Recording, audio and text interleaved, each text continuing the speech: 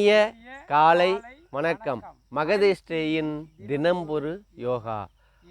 மகதிஷ்டியில் தினம்பொரு யோகாவில் தினமும் ஒரு ஆசனங்கள் செய்து உங்களின் உடலின் ஆரோக்கியத்திற்காக நாம் செய்து கொண்டிருக்கிறோம். இந்த ஆசனத்தோட பேர் இன்றைக்கி செய்கிறது பார்த்திங்கன்னா பத்மாசனத்தில் அர்த்த பத்மாசனம்னு பேர்.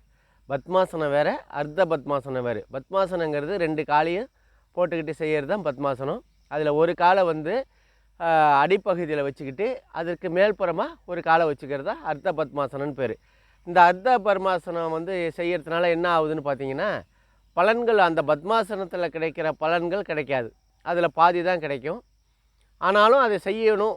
ஏன்னா ஆரம்ப நிலை, 2வது நிலைன்னு பேர். இதை நீங்கள் செஞ்சிட்டிங்கன்னா அடுத்த ஸ்டெப்புக்கு பார்த்திங்கன்னா பத்மாசனம் அவங்களுக்கு ஈஸியாக வந்துடும்.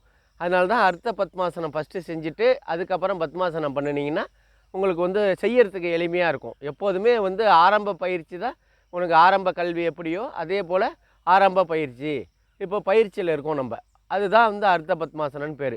இந்த அர்த்த பத்மாசனத்தை உங்களுக்கு நல்ல விதமாக உடலை நேராக வச்சுக்கிட்டு மூச்சு சுவாசம் பண்ணினீங்கன்னா உங்களுக்கு அடுத்த நிலைக்கு நீங்கள் பத்மாசனத்துக்கு போயிடுவீங்க. பத்மாசனத்தில் பார்த்துட்டு மூச்சு சுவாசம் யோகா பண்ணுறது, யோக நிலைக்கு போகிறது, இப்படி நிறைய விஷயங்கள் இருக்குது அதுலேயே பத்மாசனத்துலேயே. நம்ம அதுக்கப்புறமேலுக்கு அதை பார்ப்போம். இப்போ பார்த்தீங்கன்னா டெய்லி நம்ம என்ன சொல்கிறோம்னா, உங்களுக்கு உடல் ஆரோக்கியம் தான் நமக்கு முதல் முக்கியம். உடல் ஆரோக்கியத்தோடு இல்லாமல் சுகாதாரமாகவும் நம்ம வச்சுக்கணும். வீட்டில் இப்போ தோட்டம் இருக்குன்னா நம்ம சும்மா இல்லாமல் ஏதாச்சும் ஒரு காய்கறிகள் நமக்கு தேவையானதை பலன்கள் பண்ணிக்கலாம். மாடியிலேயே இப்போ நம்ம நிறைய பேர் செய்கிறாங்க. இப்போ டவுன்லலாம் இருக்குன்னா மாடியில் தான் செஞ்சுக்கணும் இல்லைங்களா, இடம் இருக்காது. அப்படின்னா கிராமத்தில் இடம் இருக்கும் நிச்சயமாக. அப்போ நம்ம அந்த இடத்த வீணாக்காமல் ஒரு பூச்செடி, இப்போது இதுமாரி காய்கறிகள் நமக்கு வீட்டுக்கு தேவையானது மட்டும் நீங்கள் அதை பயன்படுத்தினீங்கன்னா உடலுக்கும் உழைப்பு கொடுத்த மாதிரி இருக்கும். அதே போல் நமக்கு ஆரோக்கியமும் நமக்கு கிடைக்கும். அதை பார்க்க பார்க்க நமக்கு மனதிற்கு ஒரு விதமான இன்பங்கள் கிடைக்கும், சுகம். அப்படிங்கக்குள்ளே நம்ம செய்யணும். அதில் நம்ம அடுத்தவங்கள பார்த்து நம்ம செய்யக்கூடாது. நம்மளுக்காகவே ஒரு யோசனை தோணி இந்த இடத்துல இதை வைக்கணும், இந்த இடத்துல இது வைக்கணும். இப்போ தேங்காய் இப்போ வேணும், வீட்டுக்கு தேவை, வாங்கக்கூடாது. ஒரு 2 மரத்தை வளர்த்து நமக்கு தேவையானதை அது கொடுத்துக்கிட்டே இருக்கும். அதே போல் பார்த்திங்கன்னா இப்போ சாமி கும்பிட்றோம், அதுக்கு தேவையான பூக்களும் நம்ம வீட்டை சுற்றி நம்ம வச்சுக்கிட்டு அதை பார்க்குறதுக்கும் நம்ம ரம்மியமாக இருக்கும். அதே போல் சுண்டைக்காய் நமக்கு உடம்புக்கு ரொம்ப மிகவும் ஆரோக்கியமானது. அதை யாரும் பயன்படுத்துறதில்ல அதிகமாக. நிறைய கிடைக்கிது உங்களுக்கு. அதை பயன்படுத்தினீங்கன்னா உங்களுக்கு ரொம்ப அந்த சுகர் உள்ளவங்களாம் அதை சாப்பிட்டிங்கன்னா ரொம்ப நல்லது. ப்ரெஷர் இறக்கக்கூடியது, சுகரை குறைக்கக்கூடியது, இப்படி நல்ல ஒரு விஷயங்கள். அதை என்ன செய்யணும்னா அப்படியே போடக்கூடாது முழுமையாக. அதை ஒரு பேர் பாதியை நறுக்கிக்கணும். அப்படி இல்லைன்னா அம்மி வீட்டில் இருந்ததுன்னா அதால் நசுக்கி அதை சாம்பாரில் போட்டு முருங்கைக்காய் இதுமாரி காய்கறிகள்லாம் நமக்கு என்ன உடலுக்கு ஆரோக்கியத்திற்கு என்ன காய்கறிகள் இருக்கோ அவ்வளோத்தையும் போட்டு நம்ம டெய்லி நம்ம சாப்பிட்ணும். அப்போ நம்ம என்ன செய்யணுன்னா நம்ம அசைவ உணர்வை தவிர்க்கணும். இப்போ முழுமையாக உடனே தவிர்க்கக்கூடாது. கொஞ்சம் கொஞ்சமாக நம்ம நாளடைவில் அப்படியே குறைச்சிக்கிட்டே வரணும். ஏஜ் ஏற ஏற நம்மளுடைய நாவை கட்டுக்குள்ளே கொண்டு இந்த பால், காஃபி இதெல்லாம் சாப்பிட்றத தவிர்த்துட்டு மாற்று வழி நம்ம வேறு ஏதாச்சும் நீங்கள் சாப்பிட்லாம். வேறு என்ன சாப்பிட்லாம் அப்படின்னு பார்த்தீங்கன்னா, இப்போ பார்லி கஞ்சி இதுமாரி உங்களுக்கு நிறைய விஷயங்கள் இருக்குது. கம்பு, கேழ்வரகு கூழ் இதெல்லாம் நம்ம வீட்டிலேயே நம்ம செஞ்சு அதை சாப்பிட்டுக்கலாம். அதில் சின்ன வெங்காயத்தை நிறையா அதிகமாக பயன்படுத்தி இப்படி உடலுக்கு தேவையான ஆரோக்கியத்தை மட்டும் நம்ம பயன்படுத்திக்கிட்டே வந்தோம்னா நமக்கு உடல் ஆரோக்கியமாக இருக்கும். அப்போ யோகா நீங்கள் பண்ணினாலும் முழுமையான பலன்கள் கிடைக்கும். ஏன்னா உணவு எந்த அளவுக்கு நீங்கள் ஆரோக்கியத்துக்கு எடுத்துக்கிறீங்களோ அதே அளவுக்கு பார்த்திங்கன்னா யோகா இதில் பாதி பலன் கிடைக்கும், அதில் பாதி பலன் கிடைக்கும், முழுமையாக உங்களுக்கு கிடைக்கும். அப்போது உங்களுக்கு மருந்து மாத்திரைகள்லாம் குறைச்சிக்கலாம். உடலில் ஆரோக்கியத்தை மட்டும் நம்ம பேணி கற்றுக்கலாம். இப்போது நாடி இப்போ என்ன சொல்லிக்கிட்டு இருக்கோம், டெய்லி இதயத்தை பற்றி நேற்று சொல்லிக்கிட்டு இருந்தோம். இந்த இதய துடிப்பு பார்த்திங்கன்னா நாடி துடிப்புன்னு சொல்லுவாங்க. இப்போ அந்த சித்த மருத்துவத்தில் பார்த்திங்கன்னா அலோபதியில் பார்த்திங்கன்னா இதய துடிப்பும்பாங்க. சித்தா இந்த ஹோமியோபதி இதிலெல்லாம் பார்த்திங்கன்னா நாடி துடிப்பும்பாங்க. இந்த இதயம் சுருங்கி விரிவடையும் போது மெல்லிசாக ஒரு சத்தம் கேட்கும். அது நீங்கள் நல்லா உணரலாம். இதயம் சுருங்கி விரியும். இப்போ இப்போ அதை எப்படி பார்ப்பாங்க, நார்மலாக இருக்கா, யாருக்கு எவ்வளோ அந்த இது சத்தம் கேட்குது அப்படிங்கிறது ஒரு கணக்கு வச்சுருக்குறாங்க. அந்த கணக்கு எப்படின்னு பார்த்தீங்கன்னா, மணிக்கட்டுக்கு கீழே அந்த நரம்பு இருக்கும். அந்த நரம்பை அதுக்கு கீழ்ப்புறமும் மேல்புறமும் 2 கையை வச்சுக்கிட்டு அழுத்தி பார்ப்பாங்க. நல்லா நீங்கள் கவனிக்கலாம். டாக்டர், அலோபதி டாக்டராக இருந்தாலும் சித்த மருத்துவராக இருந்தாலும் நம்ம அதை பார்ப்பாங்க. பார்க்கக்குள்ள அந்த யாருக்கு எப்படி இருக்கும் அப்படின்னு பார்த்தீங்கன்னா, இந்த ஓய்வு இப்போ அதாவது குழந்தைகளுக்கெல்லாம் வந்து பார்த்திங்கன்னா, இப்போ பிறந்த குழந்தைங்களுக்கு வந்து பார்த்திங்கன்னா 140 அடிக்கும் அந்த ஒரு நிமிஷத்துக்கு.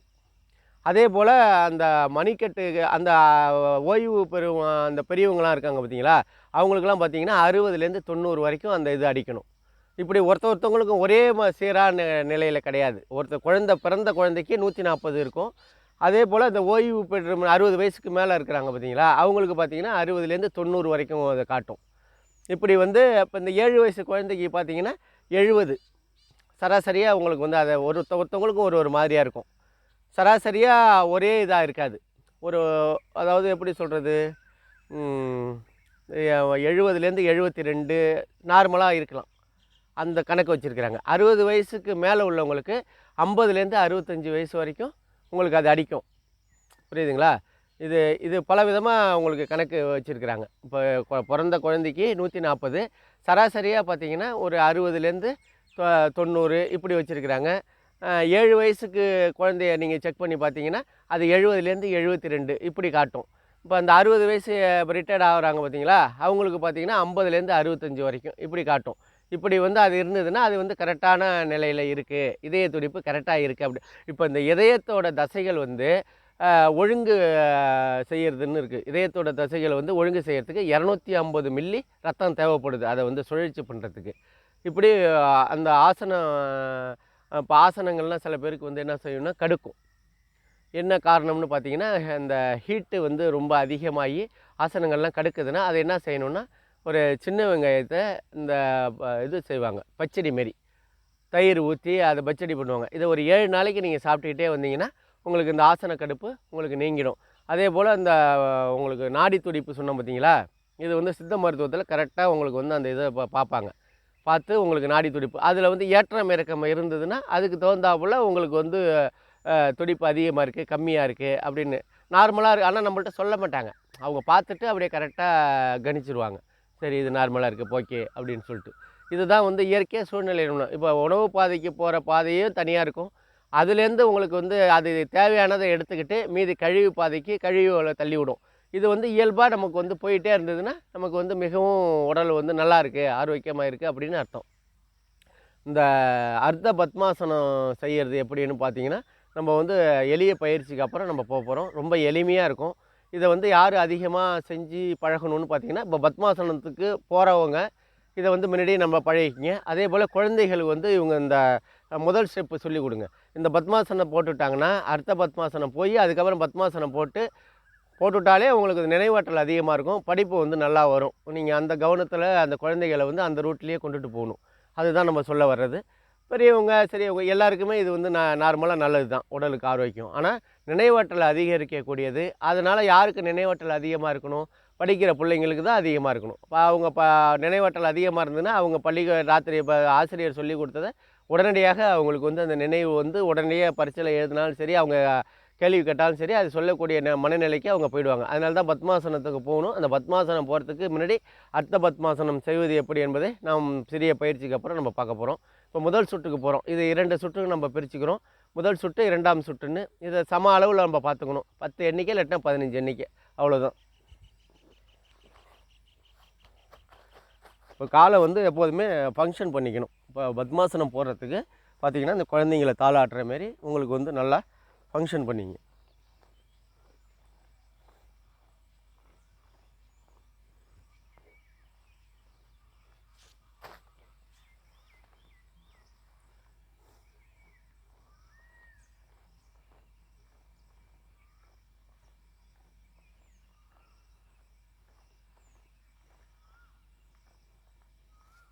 நம்ம நல்லா ஃபங்க்ஷன் பண்ணிக்கிட்டோம்.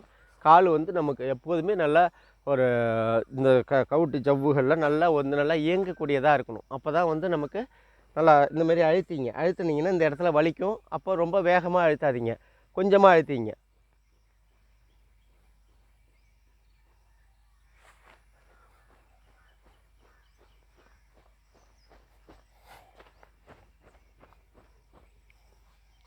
இப்போ ஒரு கால் தான் நம்ம வந்து போடணும். அப்போ இந்த அடியில் வந்து நமக்கு எந்த அளவுக்கு கீழே வச்சுக்க முடியுமோ அந்த அளவுக்கு வச்சுக்கணும். இப்போ மறை உறுப்புக்கு நேராக காலை கீழே வச்சுக்கணும். ஒரு காலை மட்டும் மேலே வச்சுக்கிறீங்க. வச்சுக்கிட்டு உடலை வந்து ஃபஸ்ட்டு நேராக வச்சுக்கணும். இந்த முதுகு தண்டு கொஞ்சம் கூட வளையக்கூடாது.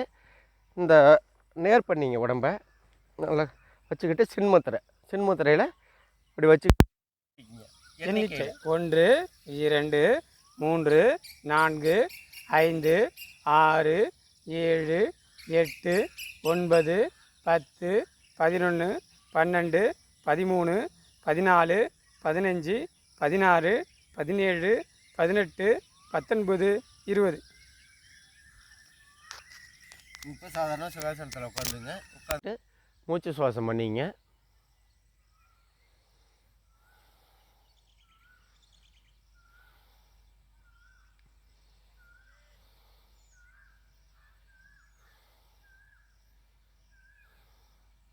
மூச்சு சுவாசம் பண்ணிட்டோம். இப்போ எளிய பயிற்சி, எளிமையான பயிற்சி. எளிய பயிற்சினா இப்போ ஒரு ஆசனம் செய்யறதுக்கு முன்னாடி நம்ம இதை செஞ்சோம்னா அடுத்த ஸ்டெப்புக்கு நம்ம போகிறதுக்கு நமக்கு அது உதவுது. அதனால தான் நம்ம எப்போதுமே ஒரு 2 வகையாக பிரிச்சுக்கணும். ஒரு ஆசனம் இருக்குன்னா அதுக்கு மாற்று ஆசனம்னு இருக்கும். இதை நம்ம செஞ்சு பழகிக்கிட்டே நம்ம அதுக்கு நிலையில் போகணும். எடுத்த எடுப்புலேயே நீங்கள் போனீங்கன்னா வலி ஏற்படும். இப்போ நாளைக்கு நீங்கள் செய்யறதுக்கு அந்த மனநிலை வராது. ஐயையே வலிக்குதுடா, நம்ம வேணாண்டா இது அப்படின்னு விட்டுடுவீங்க. அதனால் பயிற்சி நம்ம எந்த அளவுக்கு நம்ம பண்ணுறோமோ அந்த அளவுக்கு நமக்கு நல்லது. உடலை ஆரோக்கியமாக வச்சுக்கணும். இதுதான் நமக்கு தேவையானது. தினமும் உங்களுக்கு சொல்கிறது. ஏன்னா காலையில் எழுந்தோடனே வெறும் வயிற்றில் செய்யுங்க. வெறும் வயிற்றில் செஞ்சிங்கன்னா உங்களுக்கு யோகா பண்ணுறதுக்கு உடல் நல்லா வேலை செய்யும். இப்போ உணவு உண்டாலும் காஃபி டீ இந்தமாரி தண்ணீர் அருந்தி இதுமாரி பண்ணிவிட்டு நம்ம செஞ்சோம்னா அந்த அளவுக்கு ஃபெசிலிபிளாக இருக்காது. அதனால தான் நம்ம சொல்கிறோம், வேறு ஒன்றும் இல்லை. காலை நேரத்தில் செஞ்சுருங்க. வெயில் இப்போ நம்மளே இப்போ வெயில் நம்ம டைமிங்கு ஒன்றும் ஆகலை, இருந்தாலும் வெயிலாக இருக்குது. அதுக்கு முன்னாடியே நம்ம இன்னும் முன்னாடியே பிஃபோராக நம்ம செஞ்சுட்டு, ஏன்னா பயிற்சி பண்ணதுக்கு அப்புறம் தானே நம்ம இது பண்ணணும். அதனால் காலையில் நம்ம யோகா பண்ணிவிட்டு அதுக்கப்புறமேலுக்கு தான் நம்ம இந்த ஷூட்டிங் பண்ணுறதுலாம் எல்லாமே. அதுக்காக டைமிங் பற்ற மாட்டேங்குது. மார்னிங்கும் எழுந்திரிச்சு தான் பார்க்குறோம், அதுக்கு மேலேயும் முடியல. ஆனால் நீங்கள் அதுமாரி இருக்கக்கூடாது. நீங்கள் நல்லா காலையிலே எழுந்திரிச்சு பல் துளக்கிங்க, பாத்ரூம் போயிடுங்க. அதுக்கப்புறம் தான் நீங்கள் செய்யணும். முதல் காலை கடன்களை முடித்தோன்னா அதுக்கப்புறமேலுக்கு செய்யுங்க. பயிற்சி பண்ணுங்கள், யோகா பண்ணுங்கள், நடைப்பயிற்சி பண்ணுங்கள், எது வேணாலும் பண்ணுங்கள். ஆனால் ஏதாச்சும் ஒன்று செஞ்சுக்கிட்டே இருங்க. செஞ்சால் தான் உடல் ஆரோக்கியமாக இருக்கும். நம்ம 2வது நிலைக்கு போவோம். அர்த்த பத்மாசனா 2வது நிலைக்கு போய் நம்ம பயிற்சி அதே மேலே செஞ்சுக்கிறோம். சரிங்களா?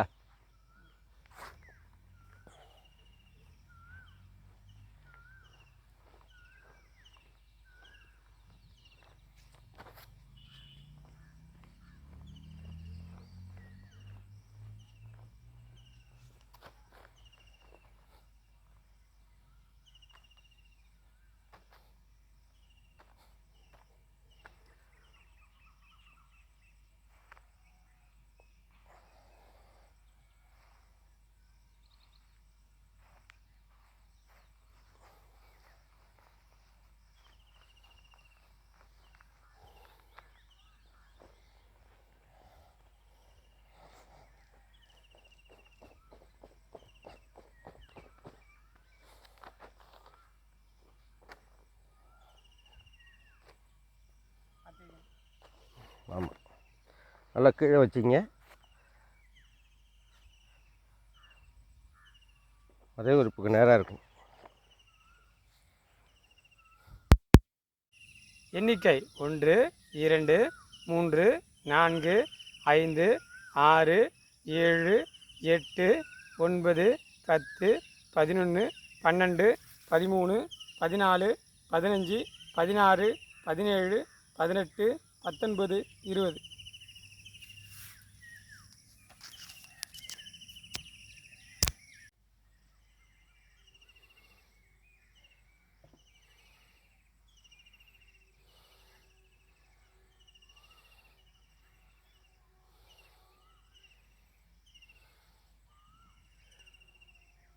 இப்போது காலை கடன்கள்லாம் கரெக்டாக செஞ்சுக்கிட்டே இருக்கணும். மலச்சிக்கல் வராமல் எந்த அளவுக்கு நம்ம உடலை வச்சுக்கிறோமோ அந்த அளவுக்கு உடல் ஆரோக்கியம். உங்களுக்கு சூடாகாது. மலச்சிக்கல் இருந்ததுன்னா உடல் சூடாகும், செரிமான சக்தி இருக்காது, ஞாபக சக்தி குறைஞ்சிரும், மனநிலை பாதிக்கும். இவ்வளோ விஷயம் இருக்குது. ஒரு ஒரு தப்பு நடக்க போய் அது எவ்வளோ நடக்குதுன்னு பார்த்தீங்கன்னா, உங்களுக்கு ஒரு பள்ளிக்கூடம் போகிறீங்க, ஒரு கிளாஸில் உட்காடுறீங்கன்னா அது உட்காரவே விடாது. ஏன்னா உங்களுக்கு வயிற்றை வலிக்கிற மாதிரி இருக்கும். நிறைய விஷயங்கள் ப்ரெஷர் ஆகும். இது போல் விஷயங்கள் இருக்காது. அதனால் காலை கடனுங்க அந்த நேரத்தை நம்ம அவசரப்படுத்தக்கூடாது. அதை அதுக்கான நேரத்தை கரெக்டாக நீங்கள் செய்யுங்க. தண்ணி நிறையா குடிங்க. 3 லிட்டருக்கு குறையாமல் தண்ணி குடிச்சிக்கிட்டே வாங்க. குடிச்சிக்கிட்டே வந்தால் தான் உங்களுக்கு வந்து அந்த மலச்சிக்கல்லேருந்து நீக்கலாம். அதே போல் அந்த ஸ்டோன் ப்ராப்ளம் கல் இந்த மாதிரிலாம் சொல்கிறோம் பார்த்தீங்களா, இதெல்லாம் வராமல் தடுக்கக்கூடியதாகும். அதுக்கு தான் நிறைய விஷயங்கள் நம்ம சொல்லியிருக்கோம். என்னென்ன சாப்பிட்ணும், என்னென்ன சாப்பிடக்கூடாது. வாரத்தில் ஒரு நாள் வாழைத்தண்டை வந்து பெரியவங்க என்ன செய்யணுன்னா மிக்சியில் போட்டு அடித்து பசங்களுக்கெல்லாம் கொடுங்க. ஒரு டம்ளர் கரெக்டாக கொடுத்துக்கிட்டே வாங்க. எல்லாருமே சாப்பிடுங்க. நீங்கள் வந்து பசங்களுக்கு மட்டும் கொடுத்துட்டு உங்களை ஆரோக்கியத்தையும் நீங்கள் பார்த்துக்கணும். அதனால் எல்லாருக்கும் நம்ம எளிமையான குறைஞ்ச விலையில் உள்ள ஒரு வழிமுறைகள் தான் நம்ம சொல்கிறோம். அதை நீங்கள் வந்து பார்த்து பயனடையணும். இந்த அர்த்த பத்மாசனம் 2 சுற்றுகளும் முடிச்சிட்டோம். இப்போ அதற்கான பலன்களை நம்ம பார்க்க போகிறோம். இது வந்து பார்த்திங்கன்னா பத்மாசனத்தில் உட்கார்றதுக்கு முன்னாடி, ஆனால் பத்மாசனத்தில் முழு பலன் கிடைக்குதுன்னா இதில் பாதி தான் கிடைக்கும். அதையும் நம்ம சொல்லணும் இல்லையா? ஏன்னா பத்மாசனத்தில் உட்காந்துருக்கிறவருக்கு பார்த்தீங்களா, இப்போ ஒரு காலத்தை நம்ம போட்டோம், இப்போ இன்னொரு காலை தூக்கி போகிறதுக்கு நம்ம ஈஸாக இருக்குது, நம்ம ஈஸாக பண்ணுறோம். இதோட பலன்கள் வந்து பார்த்திங்கன்னா உங்களுக்கு அதிகமாக இருக்கும். இதில் வந்து நீங்கள் வந்து உட்காந்த நிலையிலேயே மனதை தியான நிலைக்கு கொண்டுட்டு போகலாம், மூச்சு சுவாசம் பண்ணலாம், என்ன வேணாலும் செய்யலாம். இப்போது இதுலேயே வந்து உட்காந்த நிலையிலே நிறைய விஷயங்கள் இருக்குது. ஒரு ஆசனத்தையும் நம்ம தனித்தனியாக நம்ம சொல்லி கொடுத்துக்கிட்டே இருக்கோம். அதை நீங்கள் வந்து இப்போ மலச்சிக்கல் ஏற்பட்டதுன்னா இந்த இடத்துலையே உட்காந்தே என்ன செய்யலாம், இப்படி இருக்குது விஷயங்கள்லாம். இந்த தொடைப்பகுதி, இந்த இது தேவையில்லாத சதைகள்லாம் குறைக்கும். கால் வலிகள்லாம் இல்லாமல், மூட்டு வலி, கணுக்கால் வலி இதெல்லாம் எதுவுமே இல்லாமல் நம்ம வந்து பத்மாசனத்தில் இருக்கோம். ஆனால் இந்த பத்மாசனம் போகிறதுக்கு முன்னாடி முதல் நிலை போகணும்ல. ரொம்ப பேரால் காலையே தூக்கி போட முடியாது. அப்படிங்கக்குள்ளே அவங்க வந்து பயிற்சி பண்ணதுக்கு அப்புறம் தான் இது பண்ணணும். இதில் வந்து என்ன பார்த்தீங்கன்னா, இடுப்பு, இந்த அதாவது இடுப்பு வாதம் உள்ளவர்கள், அதாவது இடுப்பு வலி வாதம் உள்ளவர்கள் இதை செய்யக்கூடாது. அது நல்லா கவனமாக தெரிஞ்சுங்க.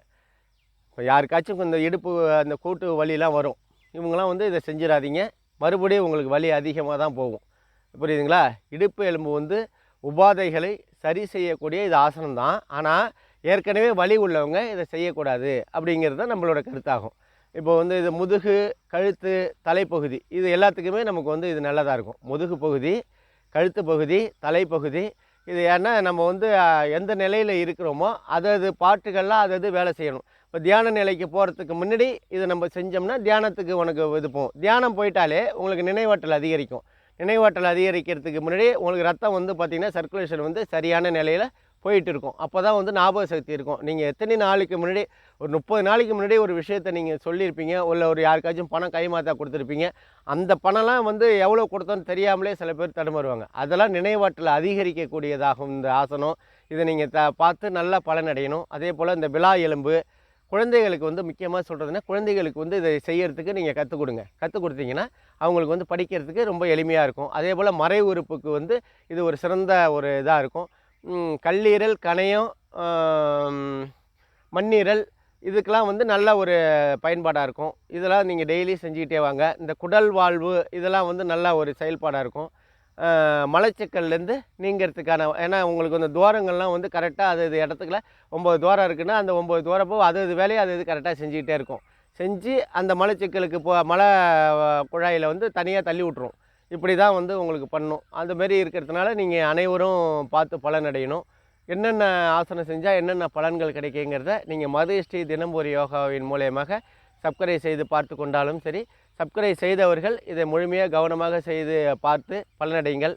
நாளைக்கு வந்து மீண்டும் ஒரு நல்ல ஆசனத்துடன் சந்திப்போம். நன்றி, வணக்கம்.